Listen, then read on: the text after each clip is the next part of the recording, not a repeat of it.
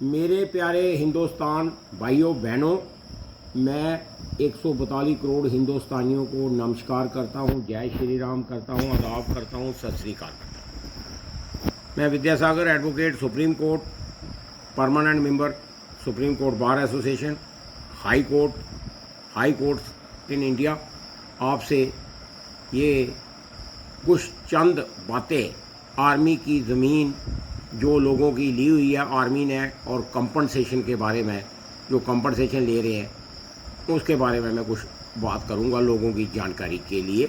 और army authority और civil authority से भी रिक्वेस्ट करता हूं कि लोगों को कोऑपरेट करें और लोगों की टाइमली पेमेंट भी दें, और जो एक्सेस लैंड है वो डी रिक्विजिशन प्रोसेस करके लोगों को वापस करें, क्योंकि हज़ारों कनाल लैंड खाली है जो कि यूज़ नहीं है आर्मी के।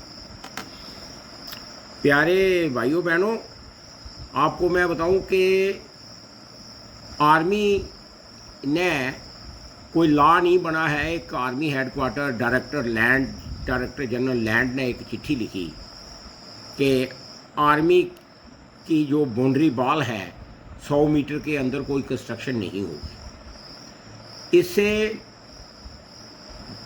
लिटिगेशन का भी फ्लड चल रहा है।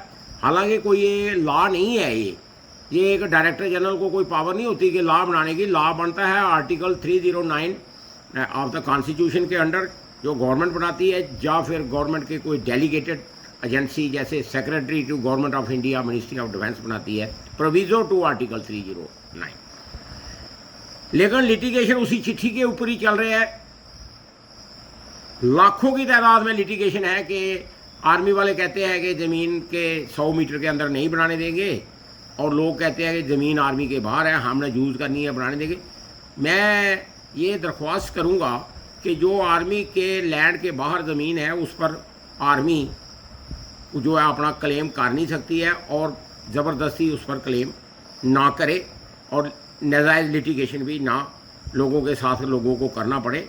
इसके लिए मैं मोदी साहब की, डिफेंस मिनिस्टर साहब की तवज्जो दिलाता हूँ कि इस चीज़ को रोकने के लिए वहाँ से डिफेंस मिनिस्ट्री से चिट्ठी गवर्नमेंट ऑफ इंडिया के तरफ से जारी की जाए कि interference outside the army boundary wall ना करें।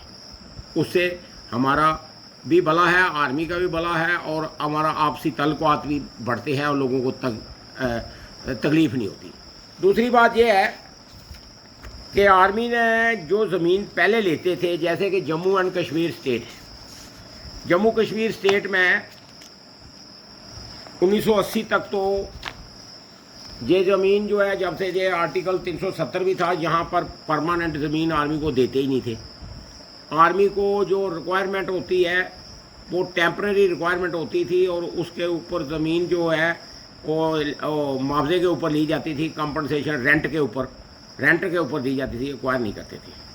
अब 1985 के बाद इन्होंने परमानेंट एक्वायर करना शुरू कर दी। चलो कर रहे हैं, जैसे उनको ज़रूरत है करें। उसमें दो बातें हैं। एक जो कंपनसेशन वाली लैंड है, रेंट वाली लैंड है, रेंट वाली लैंड इन्होंने क्यों रखी है, उसको एक्वायर करें, परमानेंट एक्वायर करें ना। रेंट का मतलब ये है कि आज दे रहे हैं, कल बंद करेंगे, फिर उसके बाद आर्मी, क्योंकि आर्मी का ये होता था कि आर्मी टेम्पररी कैंपिंग होती थी, वो कैंपिंग होती थी, इधर से दूसरी जगह शिफ्ट हो जाना, वो आर्मी का देनी, और लैंड जो है ना ओनर के पास चली जाती थी। अब वो बात तो है नहीं। जम्मू कश्मीर की बात मैं करूं, जहाँ 5-5 मंजिला परमानेंट स्ट्रक्चर बन गया है, ज़मीन रेंट पर है। ऐसी ज़मीन जो रेंट पर है, एनुअल रेंट पर चल रही है, और 5 मंजिला मकान भी बन गए, और आर्मी की कोई इंटेंशन नहीं है कि उसको छोड़ना, वो जल्दी से जल्दी एक्वायर की जाए। एक्विजिशन प्रोसीडिंग्स कलेक्टर से करवा के लोगों को right to fair compensation act के अंडर जो है पेमेंट दी जाए, और रेंट बंद किया जाए। रेंट की कोई ज़रूरत नहीं है, लोगों का भी भला होगा, आर्मी का भी रोज़गार साधन।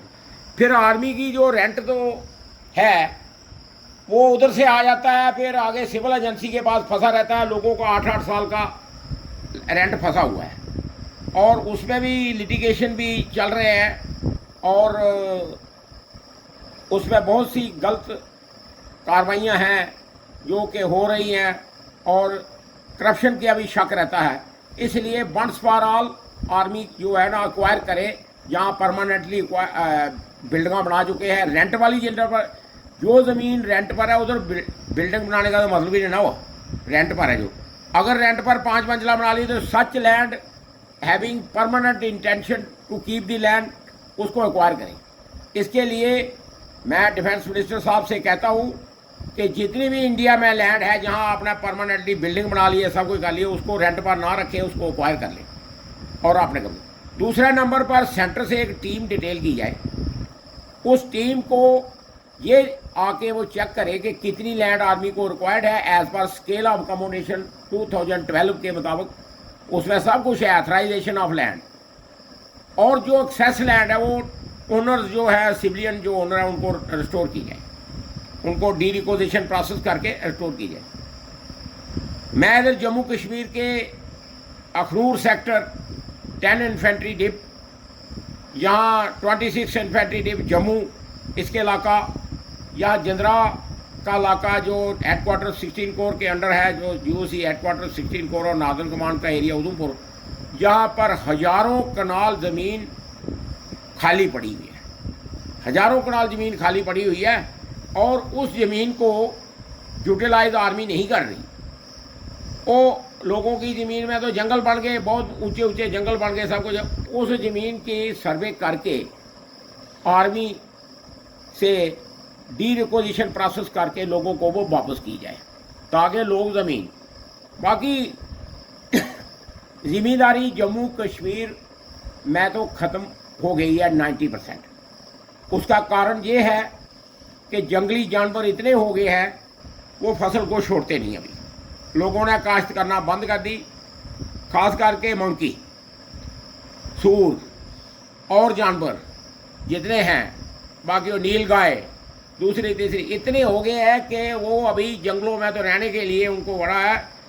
वो जो है बहुत से जानवर जो हैं अभी फसल नहीं छोड़ते। वो दो तो मेन है, बंदर और जो पिग हैं, ये छोड़ते नहीं। इसके लिए भी कोई गवर्नमेंट सोचे, जैसे कोई नसबंदी सोचे बंदरों के लिए। नसबंदी का उधर चल रहा था हिमाचल में, अभी मैं उनको, हमारे जो जहाँ के जम्मू के जानीपुर के कविंदर गुप्ता जी हैं, वहाँ पर गवर्नर है वो, उनसे भी मैं बात करूँगा कि क्या हुआ गुप्ता जी, अगर वहाँ कोई अगर इनको बंदरों को नसबंदी का कोई आपने बनाया है प्रोविजन, जैसे कि म्यूनसिपैलिटी वाले कुत्तों का कुछ कर रहे हैं, नसबंदी कर रहे हैं, कुछ कर रहे हैं, इसलिए बंदरों को भी करें तो तब के थोड़ा सा होगा, नहीं तो अदरवाइज जिम्मेदारी जो है ना, जिम्मेदारी तो ख़त्म हो ही गई, क्योंकि जंगली जानवर इतने हैं।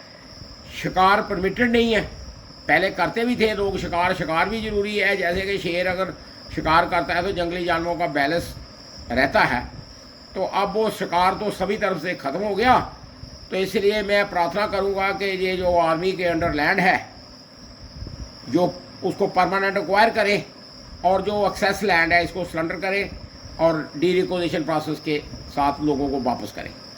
दूसरा नंबर पर ये जो रेंट वाली है ये सारी ख़त्म करें, और रेंट जो 10-10 साल का बकाया है, ये ऑल डिप्टी कमिश्नर, जो 20 डिप्टी कमिश्नर जम्मू कश्मीर के हैं और ले के भी 7 डिप्टी कमिश्नर हैं, इनसे मैं रिक्वेस्ट करूंगा कि जो सेंटर से पैसा आया है और जो रेंट आया है वो आया, उसको इमीडिएटली पेंडिंग ना करें, उसको डिस्पर्स कर दें, उसी दूसरी जगह मिस एप्रोप्रिएशन ना करें। मिस एप्रोप्रिएशन के DC के फंड पर ज़मीन का रेंट आया, उसको दूसरी जगह इस्तेमाल ना करें, उसी को लोगों को दे दें, वो इससे राहत मिलेगी। और मुझे उम्मीद है कि मोदी साहब, डिफेंस मिनिस्टर साहब इस पर गौर करेंगे, और लोगों को भी जानकारी दी दी है। इस जानकारी के तहत अगर कोई प्रॉब्लम हो तो लोग, कोई अगर इन्फॉर्मेशन चाहिए, कोई ऐसे मास स्केल लिटिगेशन ना पैदा करें, मेरे पास आएँ तो वेलकम करूँगा मैं। और मैं इसीलिए जानकारी के लिए जो वीडियो है, लोगों से सबसे रिक्वेस्ट है कि शेयर करें, और इस पर कोई अपने कमेंट्स दे, कोई जानकारी चाहिए वो भी दूँगा। जय हिंद।